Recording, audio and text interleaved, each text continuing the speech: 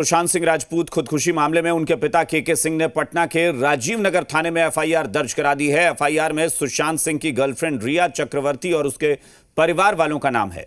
रिया पर सुशांत को प्यार में फंसाकर उनसे पैसे निकालने और आत्महत्या के लिए उकसाने का आरोप लगाया गया है। मामले की जांच के लिए बिहार पुलिस के 4 अधिकारी मुंबई पहुंचे हैं। चारों अधिकारियों की आज इस केस को देख रहे मुंबई पुलिस के आला अधिकारियों से बात हुई। उधर सुशांत सिंह राजपूत मामले में मुंबई पुलिस ने धर्मा प्रोडक्शन के सीईओ अपूर्व मेहता का बयान दर्ज किया है। मुंबई के अंबोली पुलिस स्टेशन में तकरीबन 4 घंटे तक लंबी पूछताछ हुई है। मुंबई पुलिस ने फिल्म ड्राइव को लेकर सुशांत और धर्मा प्रोडक्शन के बीच हुए कॉन्ट्रैक्ट को लेकर जानकारी मांगी। इस फिल्म के थिएटर रिलीज के बजाय ओटीटी प्लेटफॉर्म पर रिलीज होने की वजह पूछी गई। यह वही समय था जब सुशांत गहरे डिप्रेशन में भी थे। अपूर्व ने दिए जवाबों को आने वाले दिनों में करण जौहर से पूछताछ कर वेरीफाई किया जा सकता है।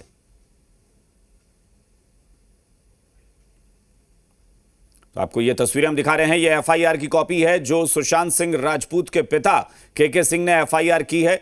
रिया चक्रवर्ती और उनके परिवार वालों के खिलाफ यह केस दर्ज कराया गया है।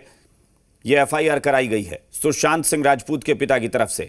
हम बता दें कि रिया चक्रवर्ती सुशांत सिंह की गर्लफ्रेंड रही हैं और आरोप बहुत सारे लग रहे हैं। काफी समय से रिया चक्रवर्ती पर हमला बोला जा रहा है इस मामले में। और इस वक्त हमारे साथ पटना से हमारे पॉलिटिकल एडिटर शैलेंद्र जुड़ गए हैं, उनसे बात करेंगे। शैलेंद्र, काफी समय के बाद ही सही लेकिन अब फाइनली एफआईआर दर्ज कराई गई है रिया चक्रवर्ती के खिलाफ, जिनको लेकर सोशल मीडिया पर भी लोगों का गुस्सा अक्सर झलक रहा है कि रिया चक्रवर्ती की वजह से सुशांत सिंह को आत्महत्या करनी पड़ी। जी बिल्कुल अभिषेक, एफआईआर दर्ज हुई है और बड़ी एफआईआर है, कहेंगे 6 पेज की एफआईआर है जिसमें 7 बिंदु हैं जो दिए गए हैं और उन पे कहा गया है कि जांच किया जाए। जो कृष्ण कुमार सिंह है उनकी तरफ से एफआईआर दी गई, जो सुशांत के पिता है उसमें उन्होंने ये भी आरोप लगाया है कि वो आत्महत्या के लिए उकसाया गया है सुशांत को। उनके फोन नंबर्स बदल दिए, उनका जो घर था पुराने घर में जिसमें रहते थे उसमें भूत प्रेत बताकर वहां से उनको हटा दिया गया। तमाम तरह के आरोप लगाए गए और साफ तौर पर एक और बड़ा आरोप है या कहें कि बड़ी बात कही गई है उस एफआईआर में कि लगभग 17 करोड़ रुपए उनके अकाउंट में जमा थे, जिसमें से 15 करोड़ रुपए 1 साल में निकले हैं। तो उसकी भी जांच करने की बात कही गई है। और जो बिंदु है साफ तौर पे है कि जो सुशांत के पिता हैं उनकी तरफ से एफआईआर दर्ज कराई। उसमें कहा गया 2019 में जब मेरे बेटे को कोई दिमागी परेशानी नहीं थी तो अचानक क्या हुआ कि जब रिया के संपर्क में आया तो उसके बाद उनकी जो दिमागी रूप से उसको परेशानी होने लगी। इसकी जांच होनी चाहिए, ये एक सवाल क्या है। साथ ही उन्होंने ये कहा है कि जब वो मानसिक रूप से परेशान थे या उनको परेशानी थी तो हम लोगों से यानी कि हमारे परिवार से कोई कंसेंट क्यों नहीं लिया गया, ये भी बात कही। और साथ ही वो डॉक्टर्स जिन्होंने इलाज किया सुशांत का, उनकी भी मिली भगत का आरोप लगाया, उनकी भी जांच की मांग जो है इस एफआईआर में की गई है। और एक तरह से कहा जाए कि रिया चक्रवर्ती को और उनके परिजनों को, कई परिजन हैं जिनका नाम इसमें साफ तौर पर लिखा गया है और उसमें कहा गया है कि उन सब लोगों ने बिल्कुल। शैलेंद्र आपको रोकना चाहेंगे, इस वक्त हमारे साथ ब्रजेश भी जुड़ गए हैं, जी मीडिया संवाददाता, उनसे बात करेंगे और उनसे जरा बताइएगा आप ब्रजेश कि क्या ये पूरा मामला है। आखिर सुशांत सिंह राजपूत की मौत के इतने दिन बाद एफआईआर दर्ज क्यों हुई, इससे पहले उन्होंने नहीं कराई थी। हाँ, ये जरूर है कि रिया चक्रवर्ती के खिलाफ सोशल मीडिया पर भी माहौल काफी बन चुका था, लोग काफी कोस रहे हैं रिया चक्रवर्ती को इस मसले पर। देखिए अभिषेक, जब पहले दिन से जिस दिन सुसाइड की खबर आई थी, आत्महत्या की खबर आई थी और उस दिन हम खुद घर पे गए थे सुशांत सिंह राजपूत के पटना के राजीव नगर आवास पे, और वहाँ का जो माहौल था, देखिए पहले दिन से किसी को ये समझ नहीं आ रहा था कि एक हंसता खिलखिलाता चेहरा, ऐसा एक्टर जो छोटे शहर से निकलता है और बड़े 70 mm स्क्रीन पे छा जाता है, सुपरहिट फिल्में देता है, पैसे की कोई तंगी नहीं है, भरा पूरा परिवार है, सब वेल सेटल लोग हैं, फिर ये कायराना हरकत कोई कर सकता है क्या? तो ये पहला सवाल था और हर कोई यही सवाल हम लोगों से पूछ रहा था कि आप बताइए कि ऐसा हो सकता है क्या? तो हम लोग भी काफी नहीं थे और सबने एक सुर से मांग की थी कि सीबीआई की जांच होनी चाहिए, कई ने न्यायिक जांच की मांग की थी, लेकिन कोई भी ये नहीं चाहता था कि वो पुलिस मामला आए, क्योंकि ये बहुत बड़ी साजिश की तरफ वो इशारा कर रहे थे। और 40 दिन के बाद जब मुंबई पुलिस ने ये जांच अभी तक कंप्लीट नहीं की है, अभी तक पूछताछ ही हो रही है, किसी दिन किसी की पूछताछ हो रही है, कभी किसी को सम्मन किया जा रहा है, लेकिन नतीजा ठोस नहीं आ रहा है, जिससे परिवार काफी दुखी था। और ये बार बार बयानों से भी जो उनके रिश्तेदार हैं वो बयान दे रहे थे, वो उससे साफ साफ झलक रहा था। और 40 दिन के बाद जब एफआईआर की कॉपी लिखी गई है, एक एक चीज अभिषेक, एक एक विषय के बारे में अगर आप सुनते हैं, अगर दर्शकों को हम बताना चाहेंगे कि अगर विषय ही जान जाए तो पूरा आप एफआईआर की कॉपी आप जान जाएगा। और इसमें साफ साफ आरोप लगाया गया है विषय में कि आरोपिता रिया चक्रवर्ती, उनके परिजन इंद्रजीत चक्रवर्ती, संध्या चक्रवर्ती, सौविक चक्रवर्ती, सैमुअल मिरांडा, श्रुति मोदी व अन्य के खिलाफ विरुद्ध धोखाधड़ी, बेईमानी,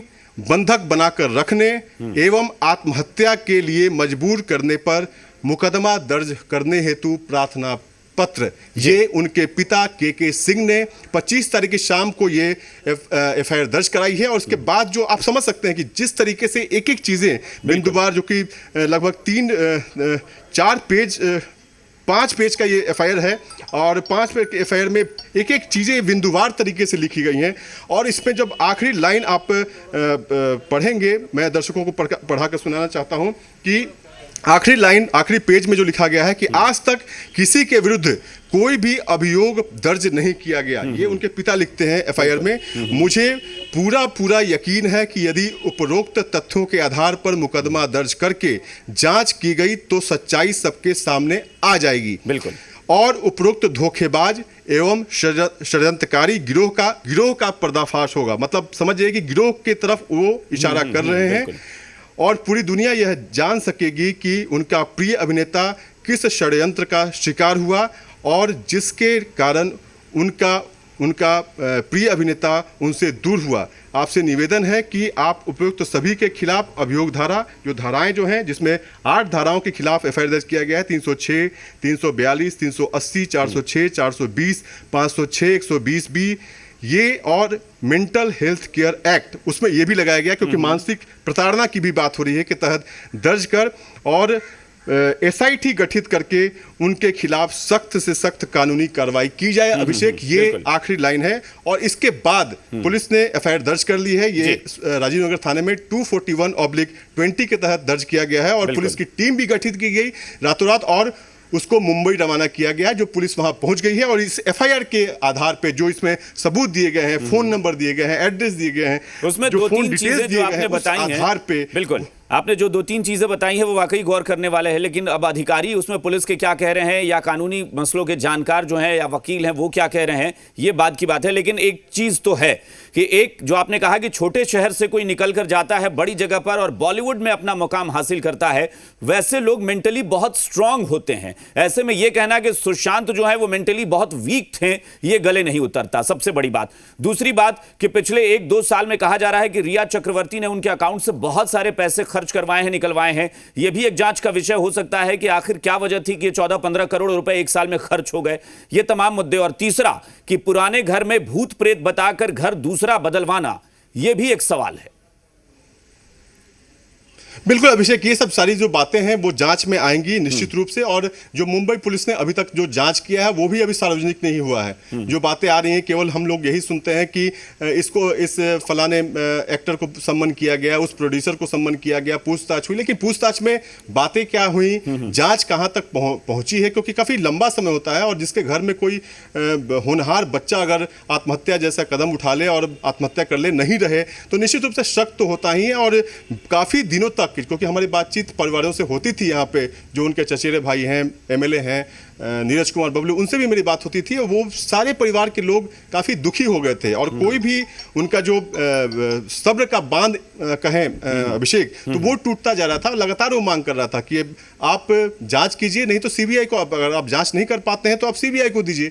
तो ये बातें हो रही थी। वो लोग इनफैक्ट कोर्ट का दरवाजा भी खटखटाने की बात कर रहे हैं। लेकिन चूंकि लॉकडाउन की वजह से कोर्ट का काम अभी उतना सुचारू रूप से नहीं चल रहा है, इस वजह से वो परिवार इंतजार कर रहा है। वो कोर्ट में भी जाने के लिए तैयार है, क्योंकि उसे अभी भी यकीन है कि सुशांत सिंह राजपूत आत्महत्या जैसा कायराना कदम नहीं उठा सकते थे, क्योंकि उनके पास कोई कारण ऐसा नहीं था। क्योंकि और ये बार बार ये कर रहा है, परिवार इशारे कर रहा है कि एक षड्यंत्रकारी गिरोह बिल्कुल। गिरोह में कौन लोग हैं, जो हम लोग बार बार परिवारवाद की वहां की बात कर रहे हैं फिल्म इंडस्ट्री में। अच्छा, और एक तरीके से सोशल मीडिया में अधिकारी कैंपेन चल कुछ रहा कह है। रहे हैं इस मसले पर। जब एफआईआर दर्ज हुई है, उन्होंने एफआईआर में जो शिकायतें की गई पुलिस के अधिकारी अभी तक उन्होंने सिर्फ टेलीफोनिक जानकारी ही दी है और उनका कहना है कि टीम चली गई है, वहां पे पहुंच गई है, वो अपने स्तर पर जो एफआईआर की कॉपी एफआईआर दर्ज कराई गई है उस हिसाब से उसमें क्या क्या कार्रवाई करनी है उस हिसाब से पुलिस को जो 4 लोगों की टीम बनाई गई है, जैसा कि परिवार के उनके पिताजी ने भी कहा कि एसआईटी का गठन किया जाए, तो उसको एसआईटी आप मान सकते हैं। 4 लोगों को जो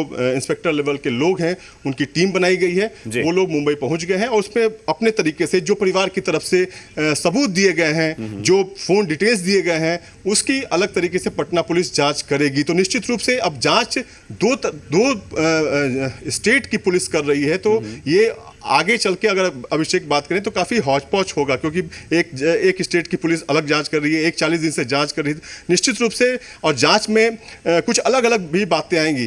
तो एक सही तरीका ये होना चाहिए जो कि लोग डिमांड भी कर रहे हैं कि सीबीआई को क्यों ना ये पूरा मामला दे दिया जाए, क्योंकि सिर्फ ये आत्महत्या की भी बात नहीं निकलेगी, बल्कि एक बड़ा जो अगर षड्यंत्र हुआ है, अगर सुशांत सिंह राजपूत को आत्महत्या के लिए मजबूर किया गया है, वो सारी बातें आएंगी। जो आने वाले जो एक्टर हैं, छोटे शहरों से जो एक्टर जाते हैं, जो हीरो बनने का सपना देके जाते हैं, उनको न्याय मिल सके, उनका रास्ता ज्यादा आसान हो। ये एफआईआर जो दर्ज हुई है, क्योंकि कई बार ऐसा होता है कि बहुत संगीन अगर मामला बनता नजर आता है, पुलिस को लगता है कि बहुत वाकई गंभीर अपराध हुए हैं, तो पुलिस कई बार एफआईआर के आधार पर अरेस्टिंग की तरफ जाती है, अरेस्ट करती है आरोपी को। क्या यहां वैसी भी कोई गुंजाइश बनती है कि रिया चक्रवर्ती को अरेस्ट किया जाए, क्योंकि प्रभावशाली वो भी हैं, उनके भी बहुत सारे कनेक्शन है बॉलीवुड में, और वो केस को प्रभावित भी किया जा सकता है। क्या ऐसा भी लगता है पुलिस कुछ कह रही है?